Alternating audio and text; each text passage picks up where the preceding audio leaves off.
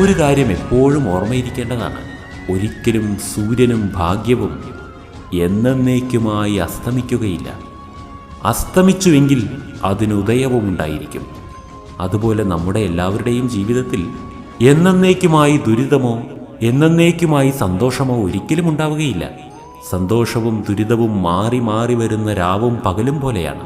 സന്തോഷത്തിൻ്റെ സമയങ്ങളിൽ നമ്മൾ മതിമറന്നു പോകാതിരിക്കുകയും അതുപോലെ തന്നെ സംഘർഷങ്ങളുടെ കാലഘട്ടം വരുമ്പോൾ പ്രതീക്ഷ നശിക്കുകയും പ്രയത്നം ചെയ്യാതിരിക്കുകയും ചെയ്യുമ്പോഴാണ് ജീവിതം കൂടുതൽ ദുരിതപൂർണമാകുന്നത്.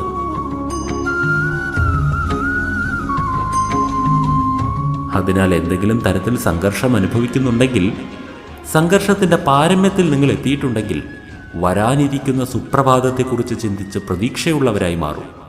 പ്രയത്നം ആരംഭിക്കൂ. നിങ്ങൾ സഫലത പ്രാപിക്കുക തന്നെ ചെയ്യും. ചിന്തനം ചെയ്തു നോക്കൂ.